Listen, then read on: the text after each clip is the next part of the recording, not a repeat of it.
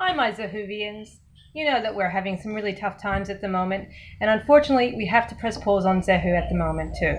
But for today, coming up to Pesach, I thought maybe you guys might want to make some matzah with me, like we've done in the past. You can do it at home while I'm doing it here, and I'll read you a book while we're waiting for it to bake. So if you're up for that, let's remind ourselves what we need to do. First off, we're going to put our oven on nice and hot, and I'm going to put the timer on as well for 18 minutes, and I've just realized it's going to be backwards on the numbers, but that's okay. So we need to also have our flour. Where is our flour? Flour, a baking tray, measuring cup, a bowl, rolling pin, and of course, nice clean hands. But I'm going to assume you already have nice clean hands. So first of all, we're going to put the timer on for 18 minutes. Ready? And when I press start, that's it. We've got 18 minutes to get it made in the oven and then out of the oven. Let's go. Okay, so first off, what we're going to do is we're going to measure out an amount of flour if your parents are letting you use lots of flour. So let's make it nice and small. We're going to use about, whoops-a-daisy. We're going to use today around about half a cup of flour, which is probably still plenty of flour, right? We're going to put that into our bowl, and then half of the amount of flour you use. So if we've used half a cup, I'm going to use half a cup of water now. I'm going to pour that into, right? And with my clean hands, I'm going to mix and mix and mix. And remember, we don't have a lot of time. You might want to add in a bit of salt as well. You can do that if you'd like. You don't have to. It will probably taste a little bit better if you do use salt. Okay, so we're going to mix and mix and mix. Now, mine is very, very sticky. See that? That's a bit too sticky for my liking. So what I'm going to do, I'm going to put it on the counter. Ugh, very sticky. Ugh. And I'm going to add a bit of flour to it. Right? I'm going to muck around with it. Now, we don't have long, do we? Because we don't want our matzah to rise too much. We don't want it to rise at all, because matzah is, of course, flat. We want it to be unleavened. We want it to be nice and flat. Now, that feels better. See how it doesn't look sticky anymore? It's sticky on my hands. Gross. We'll put it back in there. All good. Flatten it out. Now, next, on a lightly floured surface, we're going to put it down. I'm going to roll it as flat and thin as you can/want. I like it pretty spread out, you know that. But you guys can do it how you like. Oh, I forgot to say get a fork. So hopefully you can remember that and get a fork out. Now, why do we want a fork? We're going to put some patterns in it. So, there we go. Get out our fork, and we're going to do patterns. I'm going to do lines. Some of you will do your initials. Maybe I should do a great big Z for Zehoo. What do you think? Maybe I'll do that. Now, while we're doing this, how many minutes do we have to get it in and out of the oven? The whole thing is 18. If it's any longer, it wouldn't be kosher. To be honest with you, as we've talked about every year, this isn't going to be strictly kosher either, is it? Because it's made in my kitchen, which I definitely have not yet koshered for Pesach. And this is though for fun, isn't it? So, some of you enjoy doing these dots a whole lot more than I do, from memory from previous years. But now that I've started doing it in the straight lines, I'm going to continue, because I'm nothing if not stubborn. Okay. Now I'm looking at my little timer. We're 4 minutes in. So that means I'm hoping that my oven is nice and hot. So I put it up to 200 degrees, nice and hot. Get it preheated. I actually just took my challah out for Shabbat today. But there we go. Now, can you see the holes all over that? It's going to go onto my baking sheet, and we're going to put it into the oven. Here we go. Oh, it's super hot in there. In the oven. You see that? There it is. And we've got, on the official timer, 14 minutes left, which is perfect for me to wash my hands, because I've got dough all over it. Let me see. Look at it. Lovely. Dough all over my hands. I'll do a proper clean a little bit later. But now I wanted to read to you a book that came from PJ Library. Some of you may have had this book come. I don't know if you have.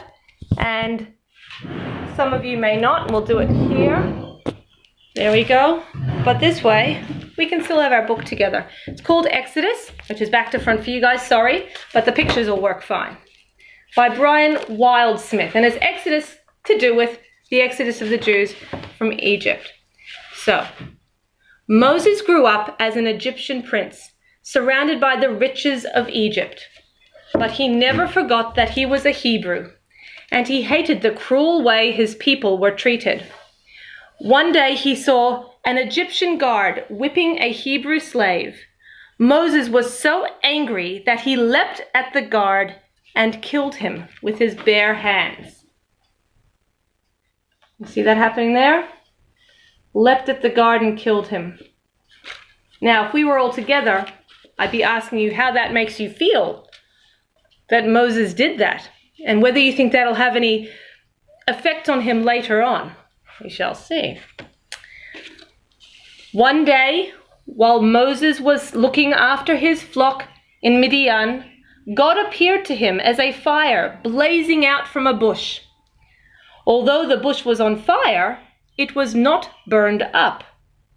God called to Moses from out of the flames and said, "Take off your shoes, for you are standing on holy ground. I am your God, and I have seen the suffering of my people. Go back to Egypt and tell Pharaoh to let my people go. You will lead them out of Egypt to a land flowing with milk and honey."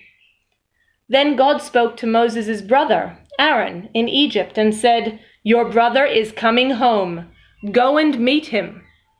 Now you remember, we've talked about this in the past, that Moses had a brother and also a sister, and his sister's name was Miriam. And she's the one who saved him when he was a baby and put him in the basket in the Nile. But he also had his brother Aaron, also very important. The two brothers met and went to Pharaoh's court together. They said to Pharaoh, "The Lord God has sent us to tell you to set the Hebrews free and let them leave Egypt." "I do not know your God," replied Pharaoh. "Can your God show me a sign?" Apologies, this is Hamish the cat just walking past. Thank you, Hamish. "Can your God show me a sign?" Maybe the sign was meant to be Hamish, I don't know. Then Aaron threw his staff to the ground, and it turned into a snake. When Pharaoh called his magicians to throw down their staffs also became snakes. But Aaron's snake swallowed up all of their snakes. It's similar, isn't it, to the story of when Joseph had the dreams. No, when Pharaoh had the dreams in the story about Joseph, where the thin cows came up and swallowed up the fat cows. Remember that sort of thing? Pharaoh took no notice. "No," he said, "I will not let your people go." So God sent a series of plagues to strike Egypt. The Nile River turned to blood, and the country was invaded by frogs, insects, and flies. The cattle died, and boils covered the people's bodies. Fierce hailstorms raged. Locusts ate up all the corn, and God sent darkness for 3 days.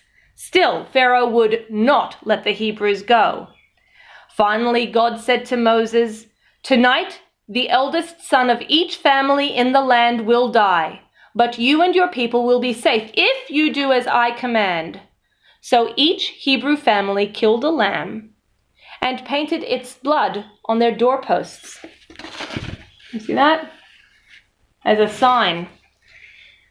They roasted the lamb, ate it with flat bread and bitter herbs, and waited while the angel of death passed over them because they'd made this sign of the blood. Hebrews still remember this time and celebrate it with a feast called Passover.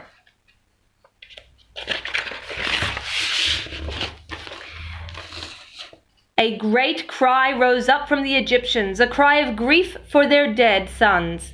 Then Pharaoh summoned Moses and Aaron to him and said, "Leave this land you and all your people. Leave, or we shall all be dead."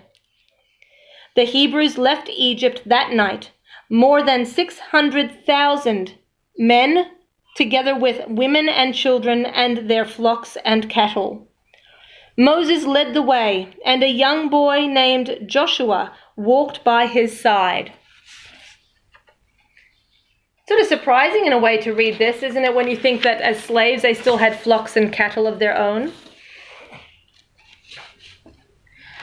God led the Hebrews in a pillar of cloud by day and guided them by a pillar of flame during the night.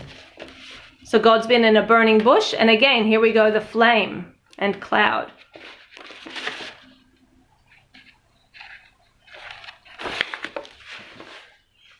The Hebrews journeyed on and on into the wilderness. When their food ran out, the people complained bitterly that they were hungry. Then God said to Moses, "I will rain down bread from heaven for you and your people."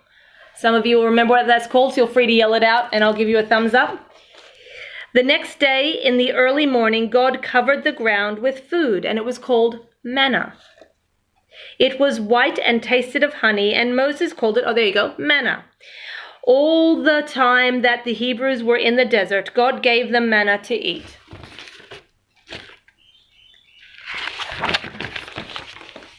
God also sent them flocks of birds called quails, which they cooked and ate. And they probably kept some of them for eggs. They're teeny tiny eggs, they're really little. As the Hebrews went deeper into the desert, the sun beat down on them, and there was no water. They began to quarrel with Moses. "We should have stayed in Egypt," they cried. "We will all die of thirst here." Are they showing much gratitude? God told Moses to strike a rock with his staff. Suddenly, fresh water gushed out, and they all had enough to drink.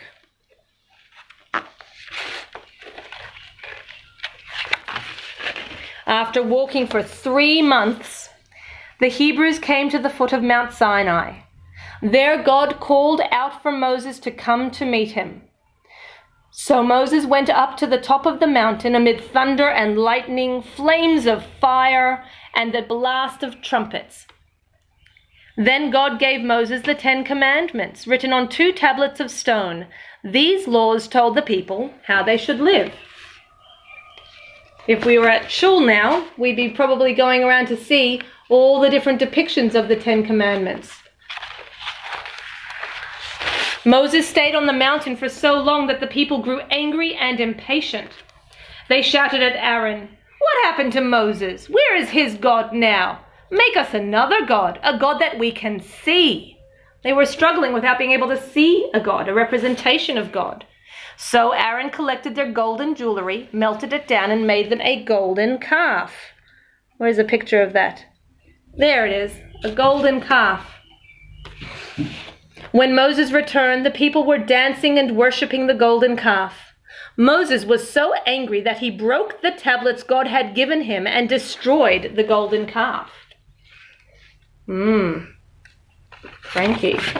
But God forgave the people and ordered Moses to cut 2 new tablets of stone. Moses carried them up the mountain, and God wrote out the 10 Commandments again. When Moses came down, his face was shining because he had been talking with God, and all the people listened as Moses taught them the laws of God. All right, we're coming up to that 18-minute mark. For 40 years, the Hebrews made their way through the wilderness until at last they reached the edge of the Jordan Valley. From the top of a high mountain, God showed Moses the beautiful land of Canaan. "This is the land I promised to give to my people," God said.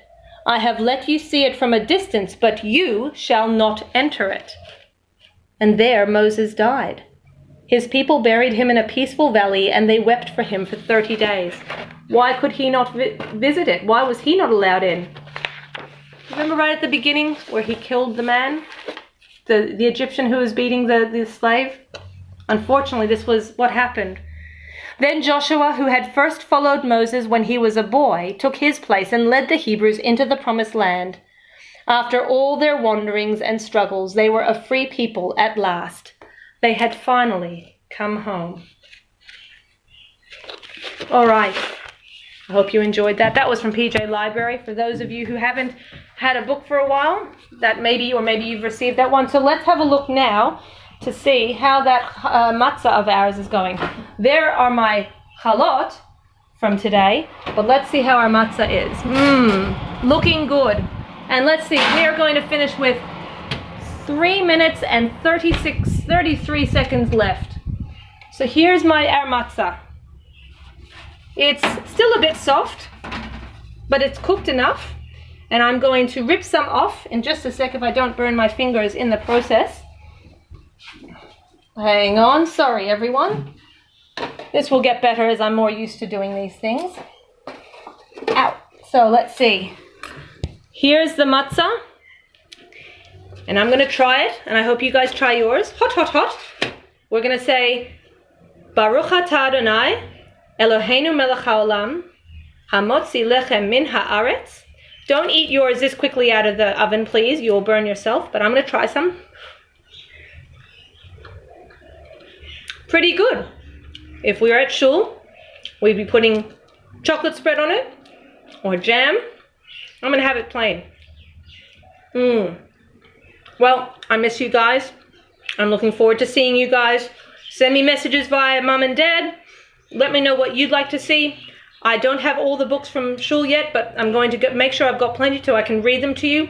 Send me requests of what book you want to read, and we're going to try and do this for a while. I miss you guys, and I really look forward to seeing you too. And this will pass. We'll be back together again soon. Bye!